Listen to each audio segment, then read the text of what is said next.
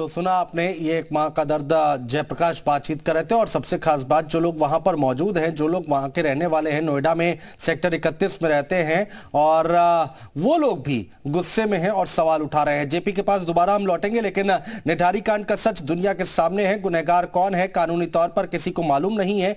अब आपको एक रिपोर्ट दिखाते हैं जिसमें आप जानेंगे कि आखिर इस पूरे केस का खुलासा कैसे हुआ, कैसे पुलिस D5 कोठी, जिसे खूनी कोठी भी कहा जाता है, उस तक पहुंची।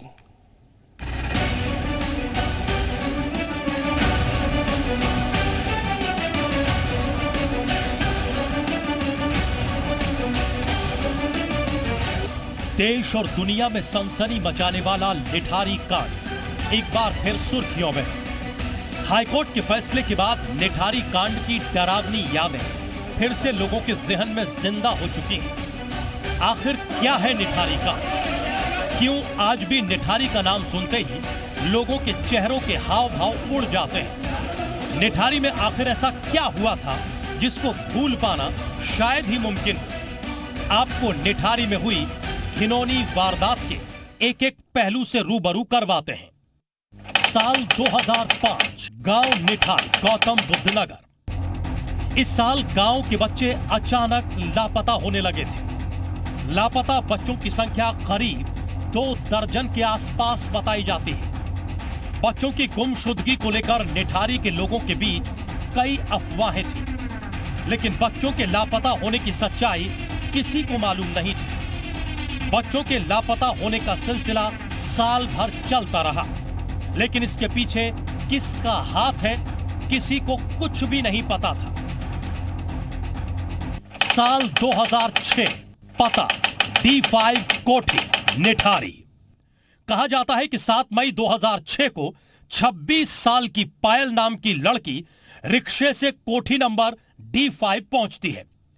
रिक्शे वाले से लड़की थोड़ी देर के लिए इंतजार करने को बोलती है, लेकिन कई घंटे बीत जाने के बाद भी पायल जब वापस नहीं आती है, रिक्शे वाला कोठी का दरवाजा खटखटाता है। कोठी के अंदर से नौकर सुरेंद्र कोली बाहर आता है। उससे जब रिक्शे वाला लड़की के बारे में पूछता है तो सुरेंद्र कोली उससे मना कर देता है और रिक्शे वाले को वहां से भगा देता है। रिक्शे वाला लड़की के पिता का जानकार होता है, लिहाजा सारी घटना लड़की पायल के पिता को बता देता है। पायल का पिता लड़की की गुमशुदगी की रिपोर्ट दर्ज करवाता है। पुलिस लड़की की जांच पड़ताल करते हुए सुरेंद्र कोली तक पहुंचती है। सुरेंद्र कोली पहले तो कुछ भी बताने से इनकार कर देता है, लेकिन दबाव बनाने पर वो सारे राज खोल देता है। सुरेंद्र कोली पुलिस को बताता है कि उसने ही पायल की हत्या की है।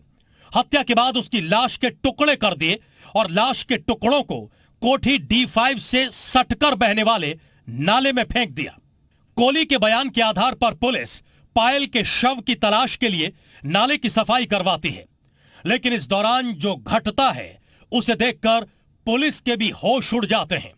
नाले में से पुलिस को कुछ बच्चों के स्कूली कपड़े, बैग और जूते बरामद होते हैं।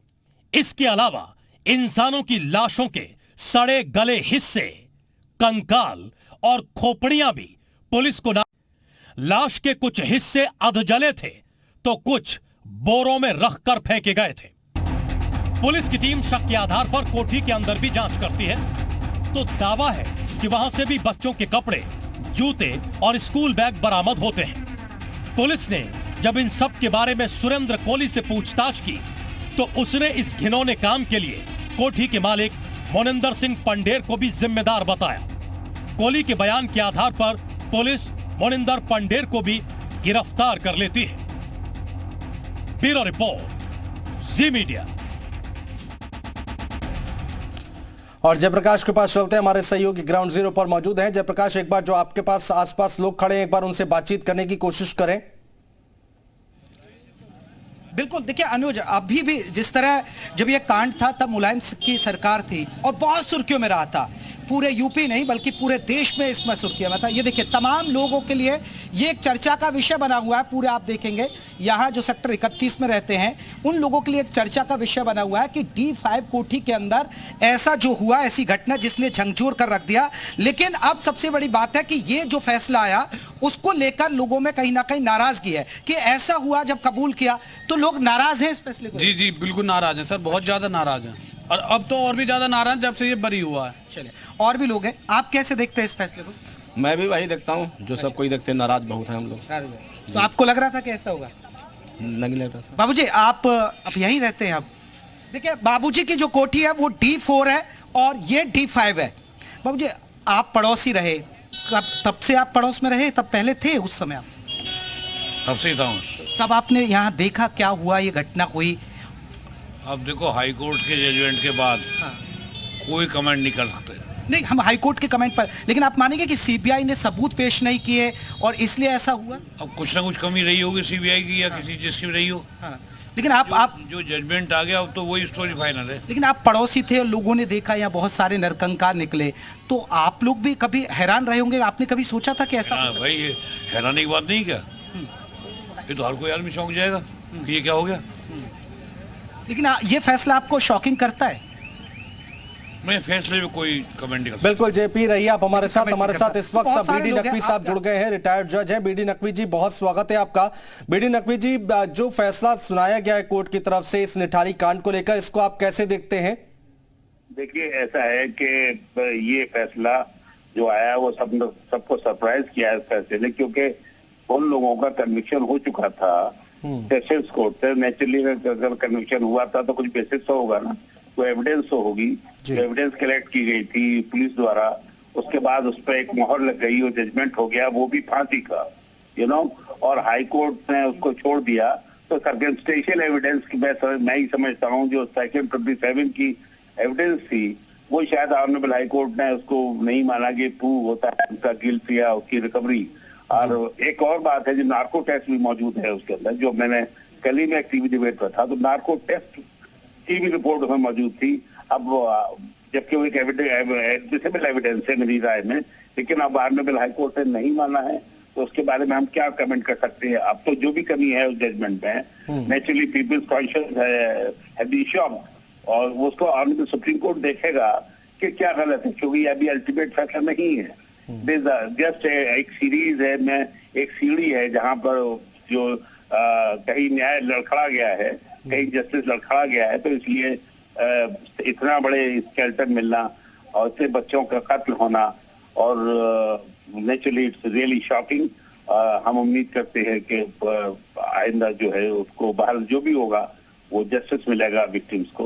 बिल्कुल नकवी साहब, हम लोग सब लोग खुद सरप्राइज हैं और वाकई ये शॉकिंग खबर है। और लोग जो इतनी सोच रहे थे कि जब सब कुछ हो गया है, फैसला आ चुका है, तो ये अब आगे क्या नकवी साहब हो सकता है? अब आगे सुप्रीम कोर्ट में मामला सीबीआई जा सकती है? बिल्कुल बिल्कुल, देखिए ऐसा है कि बिल्कुल ऑनरेबल सुप्रीम कोर्ट रिवर्स कर सकता है जजमेंट को, और क्यों नहीं कर सकता? अगर आप देखिए ना, या तो सेशन जज का फैसला गलत है या ऑनरेबल हाई कोर्ट का फैसला गलत है, एक फैसला गलत है ना, तो उसको सुप्रीम कोर्ट देखेगा। हम लोग उसके अंदर कोई वो एक अथॉरिटी नहीं रखते कोई कमेंट करने की। मैंने तो जो भी अखबार से जो चीजें देखी है, जो मेरे पास है, मैं कल एक डिबेट में भी था उसके इसी जजमेंट के बारे में। मैं रिटायर्ड जज यही कहूंगा कि मैं ये समझता हूँ कि शायद इसमें ऑनरेबल सुप्रीम कोर्ट सीरियसली चीजों को देखेगा, क्योंकि निठारी कांड एक एबनॉर्मल सा ऑफेंस था। उस आदमी को, जिस आदमी ने मार के खा लिया, उसको कैनिबल कहा जाता है, जो हमने तब सुना था जब अखबार से रिपोर्ट आई थी, और जो उसने बयान दिया था पुलिस को, और जो बाद में कोर्ट में चीजें आई। बहरहाल अब लेट अस सी, अब आजकल कुछ ऐसी जजमेंट आ रहे, होम मिनिस्टर छूट गया डे-नाइट मर्डर में। अब ये सब ये दौर है, ये एक नए भारत की दिशा बता रहा है कि हम कैसे मुल्क में रह रहे हैं। बिल्कुल नकवी साहब, बहुत शुक्रिया हमारे साथ जुड़ने के लिए, तमाम बातचीत करने के लिए, चर्चा करने के लिए। और निठारी कांड के 2 साल बाद आरुषि हत्याकांड की गूंज देश भर में सुनाई दी थी और इस हत्याकांड में आरोप आरुषि के माता पिता पर ही लगे थे, लेकिन सबूतों के अभाव में कोर्ट से उन्हें राहत मिल गई। फिलहाल वो जेल से बाहर है, लेकिन निठारी की हत्या उस केस में भी वही सवाल है कि आखिर आरुषि की किसने हत्या की। नोएडा में 2 कांड बहुत ही चर्चित रहे, जिन्होंने पूरे यूपी नहीं बल्कि देश को हिलाकर रख दिया था। और सबसे बड़ी बात यह रही कि दोनों में ही जो आरोपी थे, जो दोषी थे, वो बेगुनाह निकल गए। ऐसे में सवाल उठ रहा है कि आखिरकार सीबीआई ने इन मामलों की जांच कैसे की। पहला कांड अगर हम बात करें निठारी, जिसमें पंडेर और कोहली को सजा नहीं मिल पाई और कोर्ट से उनको बरी कर दिया। और दूसरा कांड आपको याद होगा 2008 में जलवायु विहार का जो आरुषि हत्याकांड से जुड़ा रहा है। जी हाँ, आरुषि और नौकर हेमराज की किसने हत्या की, जिसमें उनके ही माता पिता तलवार दंपत्ति को दोषी माना गया था, लेकिन कोर्ट में सबूतों के अभाव में दोनों ही बरी हो गए। ऐसे में सवाल उठता है कि आखिरकार सीबीआई ने कोर्ट में जो सबूत पेश किए, क्या उसमें हीला हवाली हुई, जिसकी वजह से दोनों ही मामलों में आपको बता दें कि ये दोनों आरोपी, चाहे पंडेर और कोहली की बात करें या तलवार दंपत्ति की बात करें, दोनों बरी हो गए। कैमरामैन सुभाषीष के साथ जयप्रकाश शर्मा, जी मीडिया, नोएडा।